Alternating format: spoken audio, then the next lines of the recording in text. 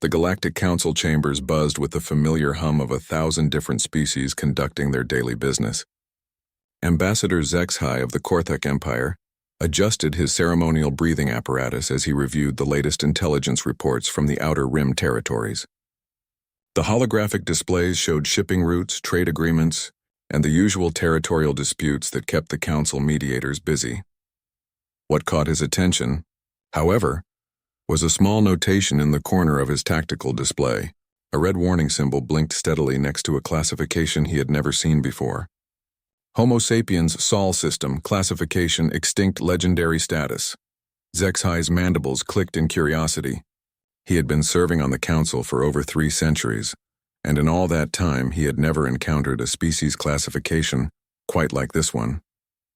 Extinct species were common enough in the galaxy's violent history, but the legendary status designation was reserved for something else entirely. He accessed the deeper archives, his authorization allowing him to dig into files that most Council members never bothered to examine. The information that emerged painted a picture that made his blue blood run cold. According to the records, humans had been discovered approximately 400 years ago by a routine Korthak scouting expedition. The initial reports described them as a relatively primitive species confined to a single world in an unremarkable solar system. They had barely achieved interplanetary travel and possessed no significant military capabilities that would concern the galactic community. The Korthak Empire, following standard protocol, had attempted to establish contact and bring the humans into their sphere of influence. The initial negotiations had gone smoothly enough. The humans seemed eager to learn about the greater galaxy, though they asked uncomfortable questions about the Korthak practice of using lesser species as a labor force. Zexhai's ancestor, General Vexhai, had been in charge of the operation. His personal logs revealed a growing frustration with human stubbornness. When offered the standard terms of incorporation into the Empire, which included providing a percentage of their population for work assignments, the humans had flatly refused.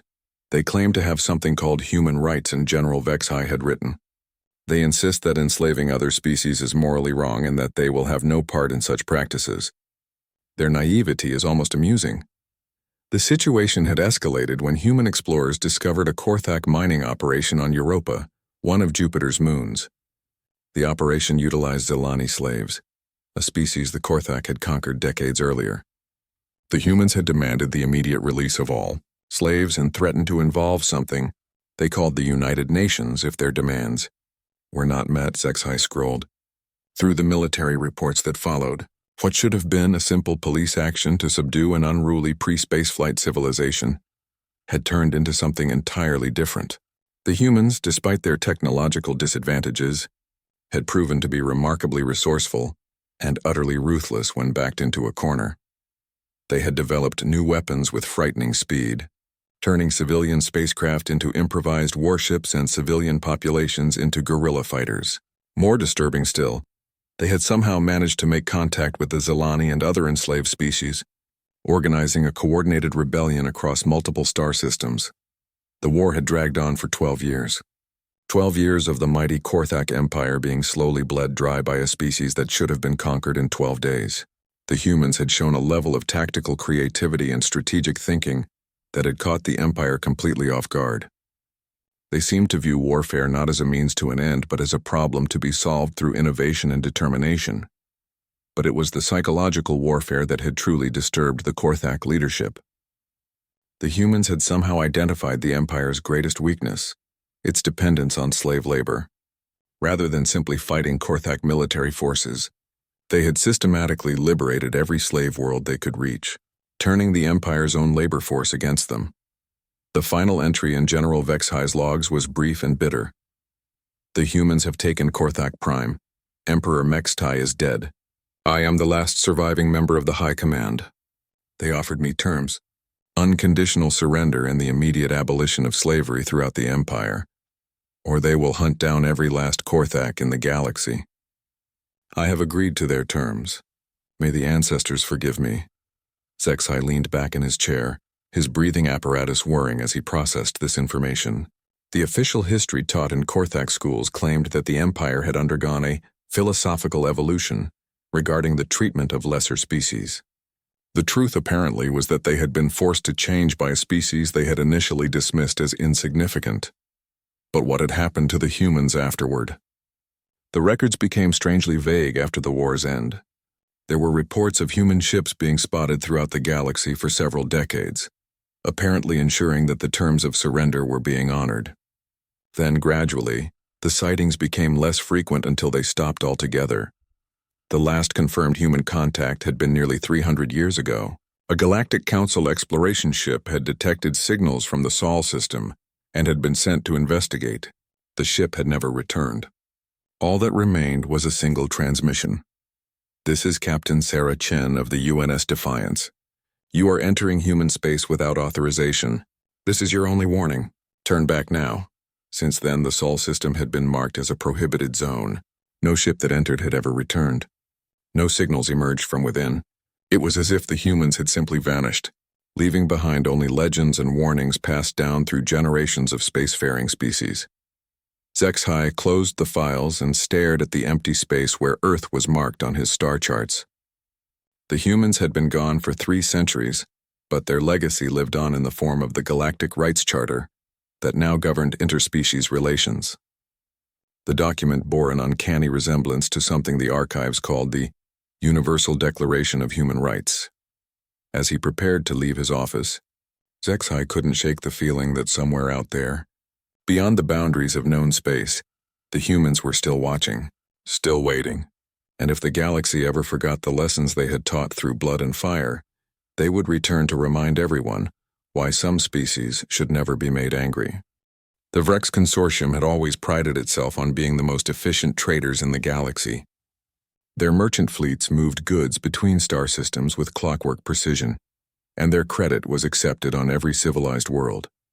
Chairman Krikstal had built the consortium from a small, family business into a galactic powerhouse over the course of his 200-year lifetime.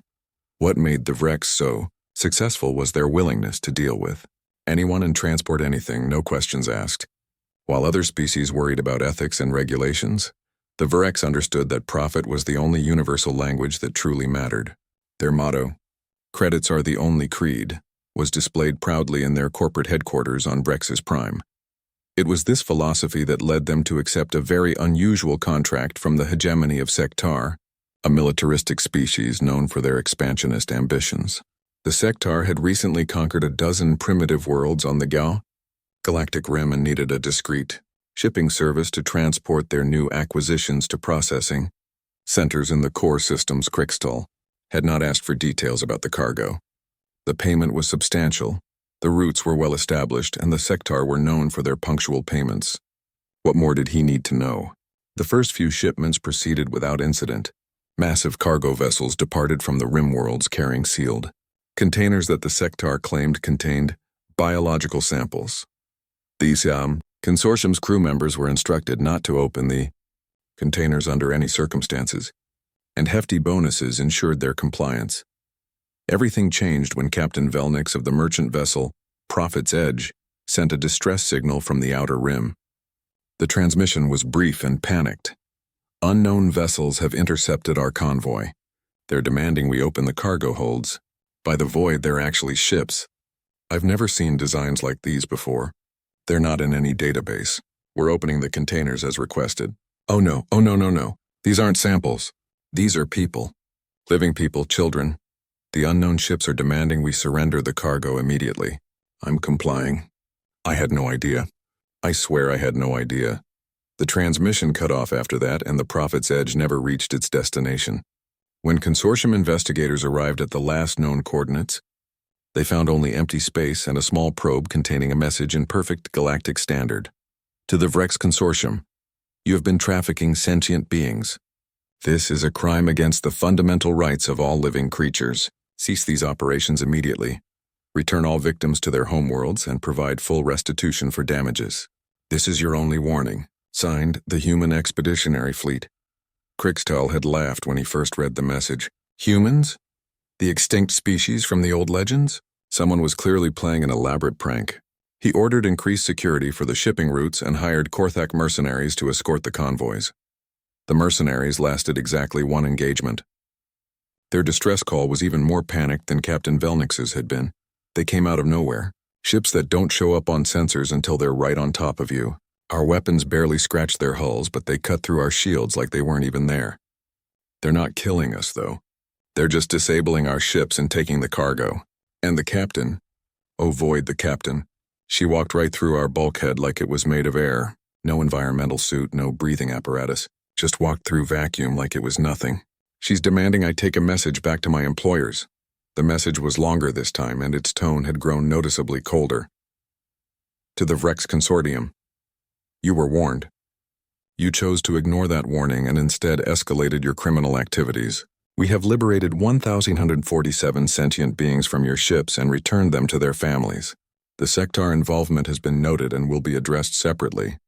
You have 72 standard hours to begin, returning all remaining victims and to transfer compensation, equal to 50% of the consortium's total assets to a humanitarian fund that will be established for this purpose. Failure to comply will result in more direct intervention. Crystal's initial amusement had given way to concern, then to anger, and finally to something approaching panic.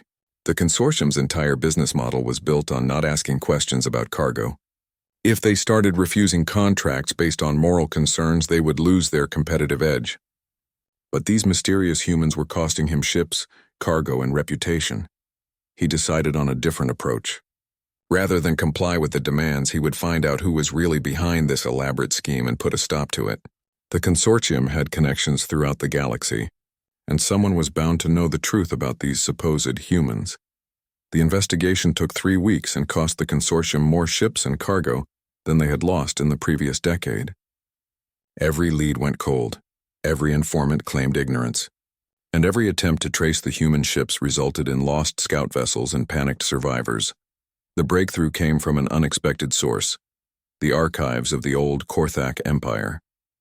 A junior researcher had discovered references to human technology that matched what the survivors were describing: stealth systems that bent light and energy around spacecraft, weapons that disrupted matter at the molecular level, and perhaps most terrifying of all, genetic modifications that allowed humans to survive in the vacuum of space for short periods. The researchers' report painted a picture of a species that had not simply disappeared, but had spent 3 centuries improving themselves and their technology in complete isolation. They had taken everything they had learned during their war with the Korthak Empire and refined it into something far more dangerous. When the 72-hour deadline expired, the consortium received a final message. This one came not through space-based communications, but through every networked system on Vrex's Prime simultaneously. It appeared on computer screens, communication devices, and even the massive holographic displays that adorned the planetary capital. To the Vrex Consortium, your time is up. You have chosen to continue profiting from the suffering of innocent beings. This cannot be tolerated. As of this moment, the consortium is disbanded. Your assets have been frozen and will be distributed to the victims of your trafficking operations. Your ships have been impounded. Your leadership will face justice. You made the choice to ignore our warnings. Now you will face the consequences of making humans angry. Krixtal rushed to his office window and looked up at the sky. There, hanging in the atmosphere above the capital city, was a fleet unlike anything he had ever seen. Sleek ships that seemed to absorb light rather than reflect it, their hulls bearing the blue and white emblem of a species that the galaxy had assumed was extinct.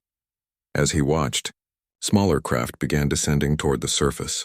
The human ships moved with purpose and precision, their occupants apparently immune to the planet's defensive systems. Every weapon platform, every shield generator, every military installation had simply shut down as the fleet approached. The humans had returned, and they had not forgotten how to wage war.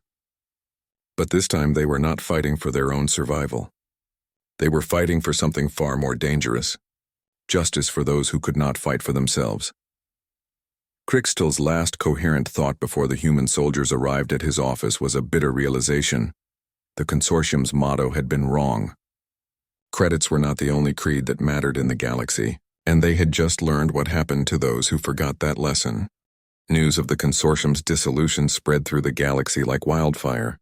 The footage of human ships hanging in the sky over Vrex's Prime was broadcast on every news network, analyzed by every military intelligence service, and discussed in hushed whispers in every cantina from the core worlds to the outer rim. Dr. Lysera Quinn, the galaxy's leading xenoarchaeologist, found herself in unprecedented demand. Every major news network wanted her expert opinion on the return of humanity, and every government agency wanted her classified analysis of what this might mean for galactic stability. From her office at the Galactic University on Centris Prime, she had spent the past week fielding calls and reviewing every piece of historical data she could find about human civilization. What she discovered in the ancient archives painted a picture that was both fascinating and terrifying. The humans had not simply been a spacefaring species. According to the pre-war records, they had been remarkably diverse in their thinking, their cultures, and their approaches to problem-solving. They had possessed something called democracy, where leadership was chosen by popular vote, and they had developed complex legal systems designed to protect individual rights. But it was their approach to warfare that truly set them apart from other galactic species. While most civilizations fought for territory, resources, or dominance, humans seemed to fight for abstract concepts like freedom and justice. They had a documented history of going to war not for their own benefit, but to protect others from oppression.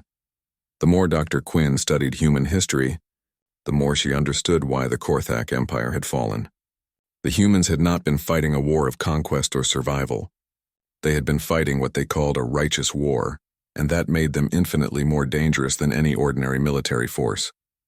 Her research was interrupted by an urgent message from the Galactic Council. The emergency session had been called to address the human question, and her expertise was required immediately. The council chambers were in chaos when she arrived. Representatives from dozens of species were arguing loudly about the appropriate response to humanity's return. The Korthak delegation was conspicuously absent, having apparently decided that discretion was the better part of valor, given their species' history with humans. Council Speaker Matthias, a tall crystalline being from the ethereal collective, called for order as Dr. Quinn took her place at the expert witness podium. The council recognizes Dr. Lysera Quinn, chair of xenoarchaeology at Galactic University, Matthias announced. Doctor, in your professional opinion, what are the implications of humanity's return to galactic affairs? Dr. Quinn activated her holographic presentation and began with the most unsettling piece of information she had discovered. Honored council members, based on my analysis of the available data, I believe we are not dealing with the same species that disappeared 3 centuries ago. The humans have clearly undergone significant technological and possibly biological advancement during their isolation. The chamber erupted in concerned murmurs. Dr. Quinn continued over the noise. The stealth technology demonstrated by their ships is centuries ahead of our current capabilities. Their ability to disable planetary defense systems suggests advances in electronic warfare that we cannot currently comprehend, and the reports of humans surviving in vacuum indicate genetic modifications that would require medical technology far beyond our current understanding. Ambassador Thrax of the hegemony of Sektar stood up, his scaled hide flushed with agitation. Doctor, are you suggesting that these humans pose a threat to galactic security? Dr. Quinn chose her words carefully. Ambassador, I am suggesting that we are dealing with a post-singularity species. They have had 3 centuries to develop their technology without interference or limitation. In that time, they have apparently solved problems that our greatest scientists still struggle with. The chamber fell silent. The concept of a post-singularity species was theoretical in most academic circles. The idea that any civilization could advance so far beyond the galactic norm was considered fantasy by most serious scholars. Furthermore, Dr. Quinn continued, their pattern of behavior suggests that they are not interested in conquest or expansion in the traditional sense. The Vrex Consortium incident demonstrates a focus on what humans historically called humanitarian intervention. They are enforcing their moral code on others. This statement caused an even greater uproar. The Galactic Council's entire governing philosophy was based on the principle of species sovereignty. Each civilization was free to govern itself according to its own values, as long as it did not directly threaten others. Speaker Matthias called for order once again. Dr. Quinn, are you suggesting that humans intend to impose their values on the entire galaxy? I am suggesting that they have demonstrated both the capability and the willingness to do so when they perceive injustice, Dr. Quinn replied. Their historical records show a species with a strong moral compass and a documented willingness to fight for their principles. even when it is not in their immediate self-interest. The implications of this statement hung heavy in the air. Every species in the council had practices that other species might consider questionable. The Akthari maintained strict caste systems. The Zephyrians practiced ritualistic combat to determine leadership.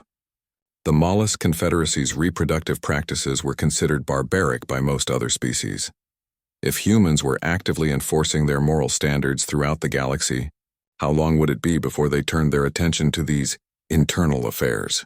Ambassador Threx spoke up again, his voice tight with barely controlled anger. The hegemony of Sectar will not bow to the demands of extinct primitives. Our expansion into the Rim territories is a sovereign right, and we will not be dictated to by species that lacks the courage to reveal themselves openly. Dr. Quinn winced at the ambassador's choice of words. Based on her research, calling humans extinct primitives was exactly the kind of mistake that had led to the fall of the Korthak Empire. Her concerns proved prophetic. Within hours of the council session ending, reports began flooding in from Sectar space. Their expansion fleet had simply vanished. All communication with their forward bases had ceased. And scout ships sent to investigate had found only empty installations and a single message broadcast on all frequencies. The hegemony of Sectar has engaged in the systematic conquest and enslavement of peaceful species. This aggression ends now.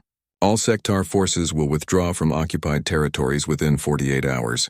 All enslaved populations will be freed and provided with reparations. The hegemony's military capabilities are hereby suspended until compliance is achieved. Resistance will be met with overwhelming force. The message was signed with the same blue and white emblem that had appeared over Vrex's Prime. Dr. Quinn received an urgent call from the council later that evening.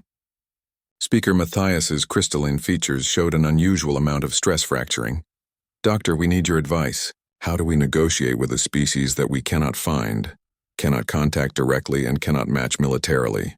Dr. Quinn had been dreading this question, but she had already prepared her answer. Honored Speaker, based on my research, I don't believe negotiation is possible in the traditional sense. Humans appear to operate on the principle that certain rights are non-negotiable. They will not compromise on issues they consider to be matters of fundamental justice. Then what do you recommend? Dr. Quinn took a deep breath before delivering what she knew would be unwelcome news. Compliance, Honored Speaker. Complete and immediate compliance with whatever standards they choose to enforce. The alternative appears to be the systematic dismantling of any organization or government that opposes them. The silence that followed was deafening. The Galactic Council, which had governed interspecies relations for over 1,000 years, was being told that they no longer had a choice in how those relations would be conducted. Humanity had returned, and they had brought with them a simple message. Justice would be served whether the galaxy liked it or not. The Umbral Syndicate had always operated from the shadows. Unlike the flashy merchant fleets of the Vrex Consortium or the military might of the Sectar hegemony, they preferred subtlety and misdirection. Their business model was built on information, blackmail, and services that other organizations were unwilling to provide. High Arbiter Vexkoth ran the Syndicate from a hidden base in the Null Zone, a region of space where gravitational anomalies made detection nearly impossible. From there, he coordinated a network of spies, assassins, and smugglers that stretched across the galaxy. Governments might rise and fall, but information was eternal, and the Syndicate was very good at collecting it. The recent chaos caused by humanity's return had been a goldmine for the organization. Panicked governments were paying premium prices for any intelligence about human capabilities, and desperate criminals were offering fortunes for safe passage away from human-monitored space. Vexkoth was reviewing the week's profit reports when his communications officer brought him disturbing news. 3 of their deep-cover operatives had gone silent in the past 24 hours. These were not ordinary field agents, but master infiltrators who had spent decades building cover identities in major galactic governments. Sir, the last transmission from Agent Shadow 7 was unusual, the communications officer reported, her tentacles twitching nervously. She claimed to have made contact with the humans and said she had critical information for you. The transmission cut off mid-sentence. Vexkoth's 4 eyes narrowed. Shadow 7 was one of his best operatives, currently embedded in the Centaurian diplomatic corps. If she had been discovered, it would compromise years of carefully laid plans. Play the transmission, he ordered. The holographic display flickered to life, showing the familiar blue-skinned features of Agent Shadow 7. But something was wrong with her expression. She looked peaceful. That was not an emotion Vexkoth had ever associated with his operatives. "Hi, Arbiter. I have made contact with human representatives," she began, her voice unusually calm. "They have shown me things. Evidence of what we have become. What I have become. Sir, I need to tell you that what we're doing is wrong. The people we've blackmailed, the governments we've destabilized, the lives we've destroyed for profit. It's all wrong." Vexkoth's blood ran cold.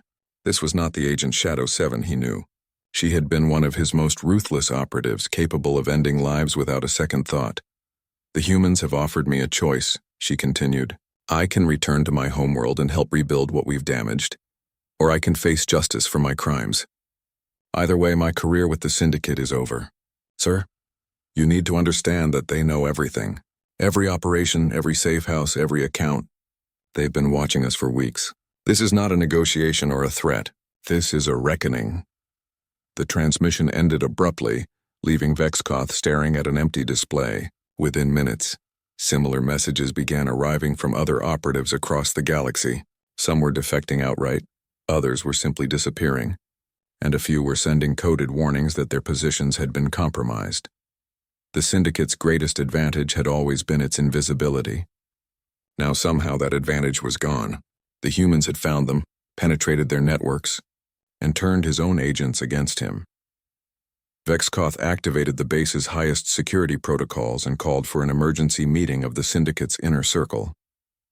The 7 High Arbiters who controlled the organization's major divisions materialized as holograms around the conference table. "Brothers and sisters," he began, "we are facing an unprecedented threat. The humans have somehow infiltrated our organization and are systematically dismantling our operations." High Arbiter Zanmoth, head of the Assassination Division, leaned forward. "How is that possible? Our security protocols are centuries ahead of any known technology. Even the Ethereal Collective's mind readers can't penetrate our mental shields." "I don't know how they're doing it," Vexkoth admitted, "but the evidence is undeniable. We've lost contact with 60% of our field operatives in the past week. Those who remain are reporting impossible scenarios. Humans appearing in secure facilities without triggering alarms. Agents being confronted with evidence of crimes that were never documented. And worst of all, our people are choosing to defect rather than fight." High Arbiter Kexnara, leader of the Information Division, spoke up. "Sir, I've been analyzing the pattern of compromised operations. The humans appear to be targeting our most morally questionable activities first. The organ trafficking network, the child soldier recruitment program, the political assassination contracts. They're not just gathering intelligence, they're conducting moral triage." This observation sent a chill through the assembled leadership. The Syndicate's power came from their willingness to do things that others would not. If the humans were specifically targeting those activities, they were attacking the very foundation of the organization. "Recommendations?" Vexkoth asked. "We could attempt to relocate our base of operations," suggested High Arbiter Mextal. "The null zone has served us well, but if the humans can find us here, perhaps we need to go deeper. Or we could negotiate," offered High Arbiter Kexnira. "The humans seem to be offering our operatives choices rather than simply eliminating them. Perhaps they would be willing to discuss terms." Vexkoth was about to respond when the lights in the conference room suddenly changed color, shifting from the usual dim red to a bright, natural white. The holographic projectors that maintained the secure communication link with his fellow arbiters began to flicker and distort.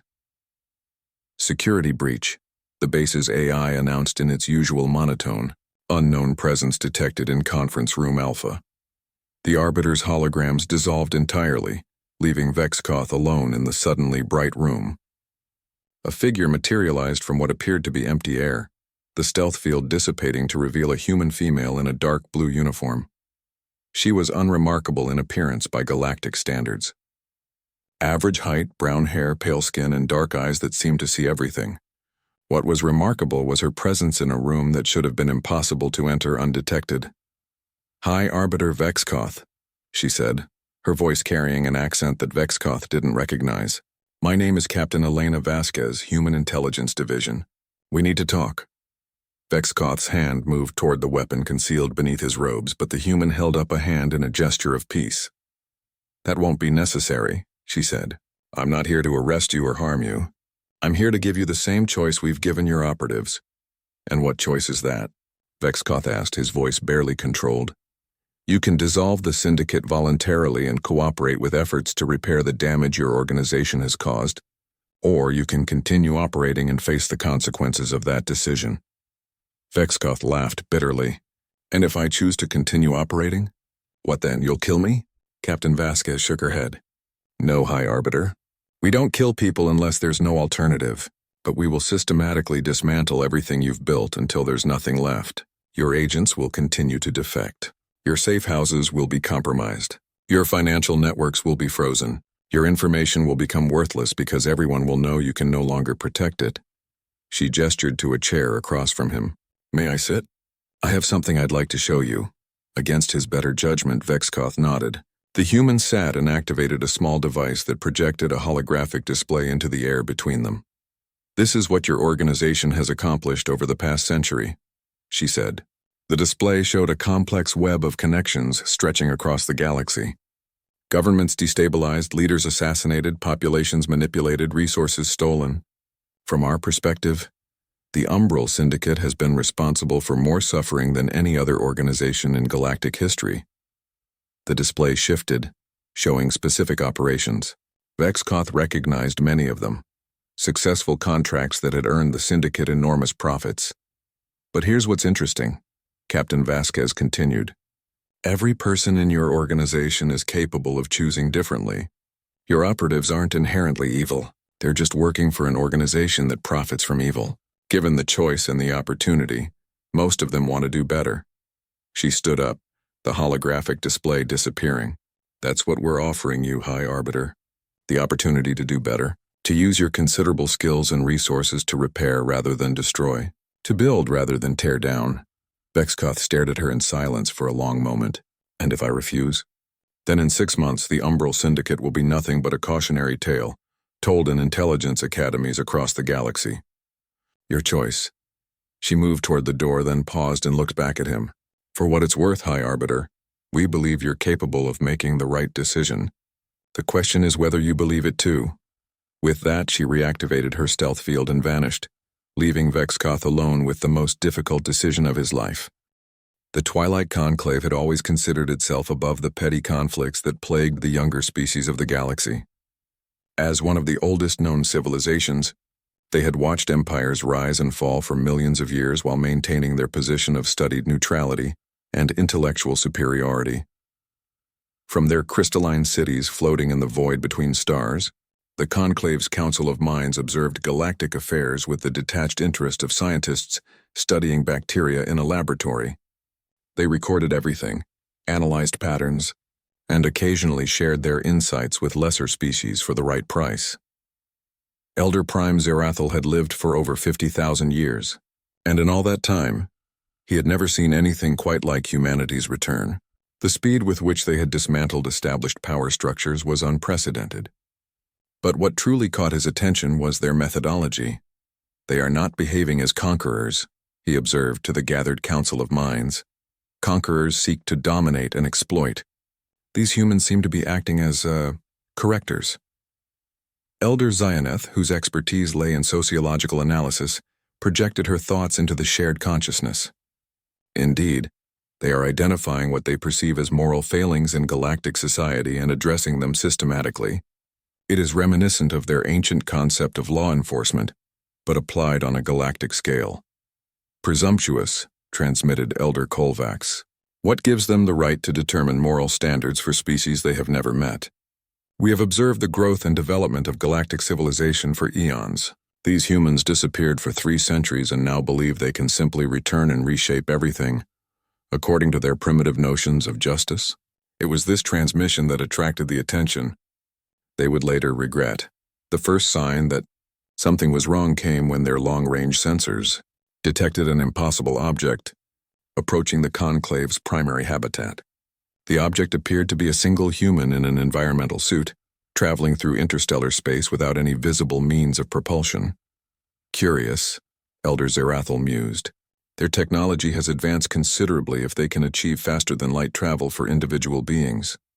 The object changed course slightly, heading directly for the council chambers, and the elders realized with growing alarm that the human had somehow detected their observations. The individual passed through the conclave's defensive barriers as if they didn't exist, entered the habitat through solid crystal walls, and materialized in the center of the council chamber. The environmental suit flickered and disappeared, revealing it to be some form of energy projection rather than physical matter. The human was elderly by their species standards, with gray hair and lines around her eyes that spoke of long years and difficult experiences. She wore simple clothing and carried herself with the quiet confidence of someone who had nothing left to prove. "Council of Minds," she said, her voice somehow carrying clearly through the vacuum of space. "My name is Dr. Amanda Chen, and I represent the Human Ethics Oversight Committee. We need to discuss your role in galactic affairs." Elder Zerathel recovered from his surprise quickly. "Dr. Chen, this is an unprecedented breach of our sovereignty. The Twilight Conclave has maintained neutrality for millions of years. We do not interfere in the affairs of younger species, nor do we expect them to interfere in ours." Dr. Chen smiled sadly. "Elder, with respect, your definition of neutrality appears to be different from ours. May I show you something?" Without waiting for permission, she activated a device that projected information directly into the conclave's shared consciousness. What they experienced was a flood of data from their own archives, but presented from a perspective they had never considered. They saw records of their observations during the Korthak Empire's slave raids, detailed analysis of suffering populations, careful documentation of systematic oppression, clinical notes on the psychological effects of slavery on conquered species. And through it all, nothing. No warnings sent to potential victims. No assistance offered to those seeking help. No intervention of any kind. "You watched," Dr. Chen said quietly. "You documented. You analyzed. And you did nothing." Elder Zioneth attempted to respond. "It was not our place to interfere. We are scholars, not warriors. Our role has always been to observe and record, not to influence events." "I understand that perspective," Dr. Chen replied. "But from our point of view, choosing to remain neutral when you have the power to prevent suffering makes you complicit in that suffering. You have technology and knowledge that could have saved billions of lives over the millennia, but you chose to treat those lives as nothing more than data points." The accusation hung in the crystalline chamber like a physical weight. The Council of Minds had never been challenged in this way, had never been forced to confront the moral implications of their eternal neutrality. Elder Kolvax projected anger into the shared consciousness. "How dare you judge us? We have preserved knowledge and wisdom for longer than your species has existed. Without our records, the history of this galaxy would be lost. Our observations have prevented countless wars through the information we have provided to various species. And how many wars could you have prevented entirely if you had chosen to act, rather than simply observe?" Dr. Chen countered. "How many genocides could have been stopped? How many civilizations could have been saved?" She walked to the center of the chamber, her presence somehow commanding attention despite the vast size of the space around her. "We've spent the last 3 centuries examining our own history, questioning our own choices and trying to become better than we were. Part of that process involved studying the records of other species to understand how the galaxy functioned in our absence. Your archives were illuminating." The information flow resumed, this time showing specific incidents where conclave intervention could have changed the course of history. The Zalani enslavement could have been prevented with a simple warning. The Vrex trafficking operation could have been stopped before it claimed millions of victims. The sector expansion could have been redirected toward uninhabited systems. "Every choice to remain neutral is still a choice," Dr. Chen continued, "and choices have consequences. The question now is whether the Twilight Conclave is willing to acknowledge its role in perpetuating galactic suffering and take steps to address it." Elder Zerathel felt something he had not experienced in millennia: uncertainty. "What exactly are you proposing, Dr. Chen?" "Use your knowledge to help rather than simply observe. Share your technology with species that could benefit from it. Provide early warning systems for potential conflicts. Take an active role in preventing the kinds of tragedies you have documented so thoroughly." Elder Zioneth's response carried undertones of fear. "And if we refuse?" Dr. Chen's expression grew sad. Then you will continue to be isolated. Your archives will remain sealed. Your knowledge will benefit no one. And when future historians write about this era, they will record that the Twilight Conclave chose to remain irrelevant while the galaxy transformed around them. She began to fade, the energy projection that had brought her to the chamber starting to dissipate. "We're not asking you to become warriors or conquerors," she said, as her image became translucent. "We're asking you to become participants, to use your vast wisdom for something more meaningful than academic exercises." Her final words echoed in the chamber long after she had disappeared. "The galaxy is changing, elders. You can choose to help shape that change, or you can choose to become a relic of a less enlightened time, but you cannot choose to remain uninvolved." The Council of Minds sat in stunned silence, grappling with concepts that challenged the very foundation of their civilization. For the first time in millions of years, the Twilight Conclave faced a decision that would define their future: evolution or extinction. Elder Zerathel finally broke the silence. "Perhaps it is time we reconsidered what wisdom truly means." The debate that followed would reshape not just the Twilight Conclave, but the entire structure of galactic civilization. The age of passive observation was ending, and even the oldest species in the galaxy would have to choose which side of history they wanted to be on. 5 years had passed since humanity's return to galactic affairs, and the changes were undeniable. The Vrex Consortium had been transformed into a humanitarian aid organization. The sectar hegemony had become a peaceful federation focused on terraforming uninhabited worlds. The Umbral Syndicate now operated as an intelligence-gathering service dedicated to preventing conflicts before they could escalate. Even the ancient Twilight Conclave had emerged from their crystalline isolation, sharing their vast knowledge to help younger species develop sustainable technologies and peaceful solutions to resource conflicts. Ambassador Zexhai of the reformed Korthak Republic stood before the Galactic Council, preparing to deliver a speech that would have been unthinkable just a few years earlier. The chambers were fuller than they had ever been, with representatives from hundreds of species that had either been liberated from oppression or had chosen to reform their societies rather than face human intervention. "Honored delegates," he began, his voice carrying clearly through the translation systems, "today marks the 5th anniversary of what historians are already calling the Great Awakening. 5 years since humanity returned to remind us of values we had forgotten and principles we had abandoned." The chamber was unusually quiet. The usual political maneuvering and factional disputes had largely ceased, replaced by a genuine collaborative spirit that many of the older delegates were still struggling to understand. "I stand before you as a descendant of the Korthak Empire that once enslaved entire species for profit," Zexhai continued. "My ancestors believed that might made right, that the strong had the natural right to dominate the weak. It took a war with humanity to teach us that we were wrong." He paused, looking around the chamber at faces representing dozens of different evolutionary paths and cultural traditions. "But the humans didn't just defeat us. They could have exterminated our species or enslaved us in return. Instead, they taught us a different way of thinking. They showed us that strength comes not from dominating others but from protecting them. That true power lies not in taking what you want, but in ensuring that everyone has what they need." In the gallery reserved for observers, a small group of humans sat quietly. They had been invited to attend the session, but had declined to take an official role in the proceedings. Captain Elena Vasquez, now Admiral Vasquez, watched the speech with satisfaction. The transformation of galactic society had exceeded even humanity's most optimistic projections. Dr. Amanda Chen, now approaching her 100th birthday, despite genetic modifications that could extend her life indefinitely, leaned over to whisper to her companion, "Sometimes I wonder if we were too harsh in those early interventions." Admiral Sarah Chen, her great-granddaughter and the current head of Human Expeditionary Command, shook her head. The galaxy needed shock therapy. Gradual change would have taken centuries and cost millions more lives. Ambassador Zexhai was continuing his speech, his words being broadcast across thousands of worlds. "The humans taught us that there are some principles that transcend species boundaries. The right to live free from oppression, the right to determine one's own destiny, the right to exist without fear of exploitation or extermination."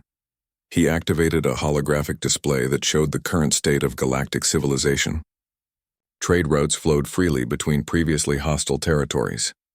Scientific research stations operated as joint ventures between former enemies. Refugee populations that had spent generations in hiding were returning to rebuilt homeworlds.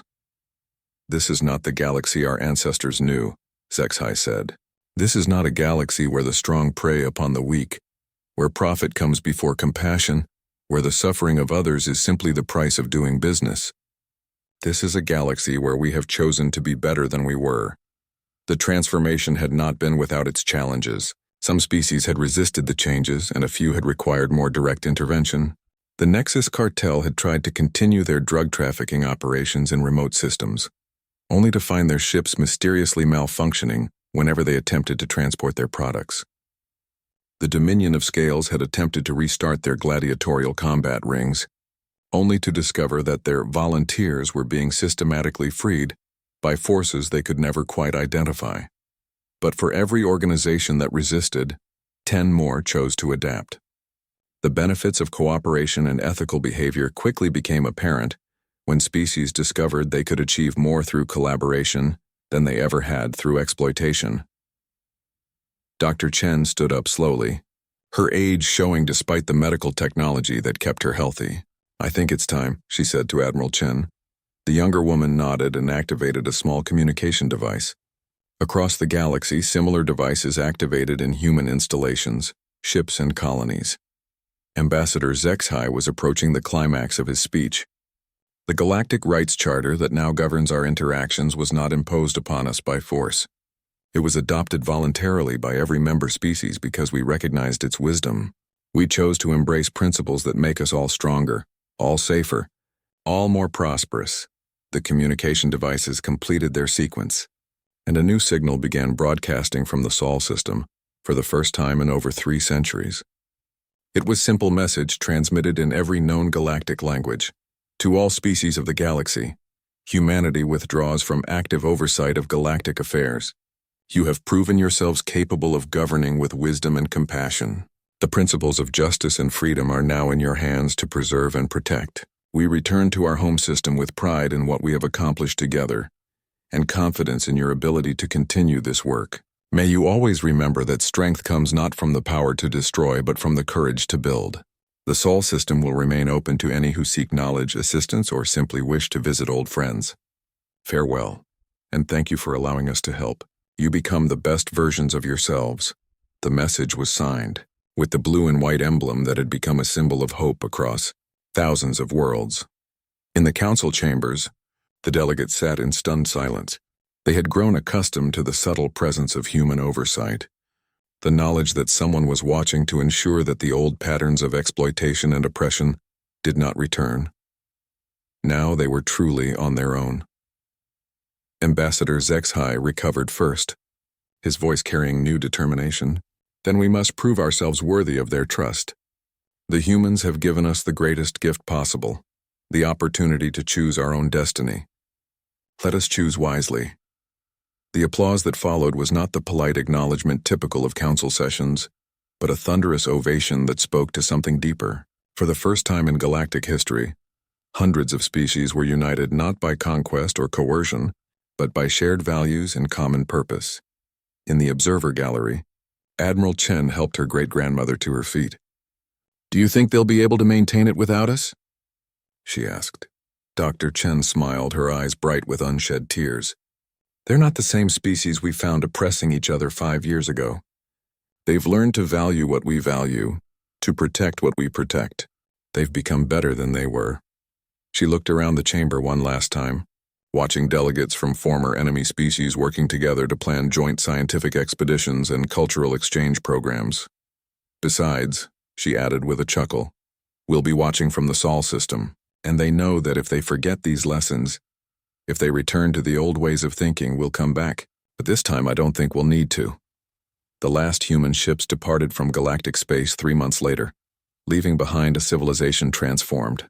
The galaxy had learned the most important lesson humanity could teach, that the measure of a species is not its strength or its cunning, but its willingness to protect those who cannot protect themselves.